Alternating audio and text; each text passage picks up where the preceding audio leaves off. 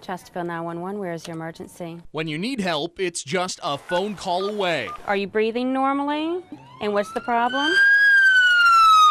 Sirens sound and ambulance rolls, but all too often, what they roll on is no emergency. On a daily basis, we'll get 911 calls, and they might not be exactly what the caller says once we get there. EMS providers tell us ambulance abuse is on the rise, and by abuse, I mean folks tying up precious, life-saving resources on minor and even imagined ailments. It could be, I have a tingling sensation in my fingers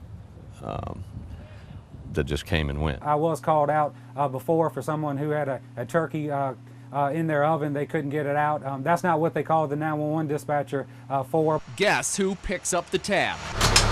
You do. Central Virginians pay through taxes, higher insurance premiums, and even higher ambulance charges. It is frustrating. Often crews actually become familiar with who's dialing, asking for help. That address is well known to some of our dispatchers. And even have a nickname for them. We'll call them frequent flyers. The so-called frequent flyers aren't older folks with chronic medical problems or those who are seriously ill. Basic flu-like symptoms, or could be anywhere from a headache or any of those situations that really aren't life-threatening emergencies and could be handled without ambulance transportation. Much of the time, these frequent flyers are on Medicare or Medicaid, and everything from the ambulance ride to the emergency room adds up, blowing through taxpayer dollars and resources. In part 2 of our series, we'll show you the shocking bottom line, just how much these ambulance frequent flyers can cost Virginians each year. AJ Legault, 8 News. Sirens scream and ambulance rolls, all because of one little phone call.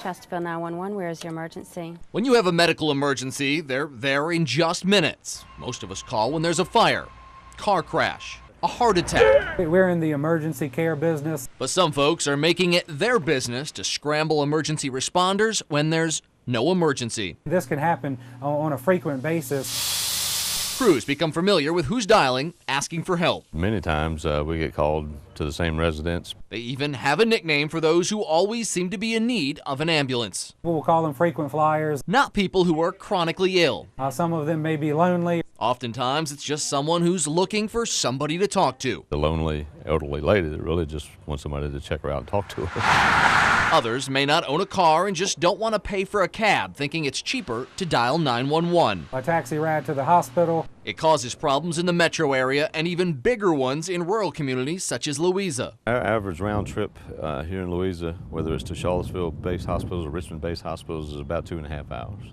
There's 3 ambulances in the 540 square mile county, so if they're stuck transporting someone who doesn't really need it, it may be a while before you get an ambulance if there is an actual emergency. Their ailments can be as minor as a head or a toothache, but if they insist on going to the hospital, ambulance crews have to take them. They say that they need an ambulance ride to the hospital, then we do transport them. In Chesterfield County alone, 4 patients were transported more than 20 times just last year, one well over 50 times. The basic ambulance ride costs $350 plus mileage. Much of the time, these frequent flyers are on Medicaid or Medicare, and everything from the ambulance ride to the emergency room adds up, blowing through taxpayer dollars and resources. In 2009, Chesterfield EMS billed the state more than $3.5 million for just Medicaid and Medicare patients' ambulance rides. Because of HIPAA regulations, we were unable to determine how much of that is due to abuse of ambulances, but it's definitely a percentage. Medicaid fraud and abuse costs roughly $60 billion nationwide each year. That's a tab coming right out of mine and your pockets. AJ Legault, 8 News. It's a dirty little secret just about any emergency room doctor or EMT can tell you about.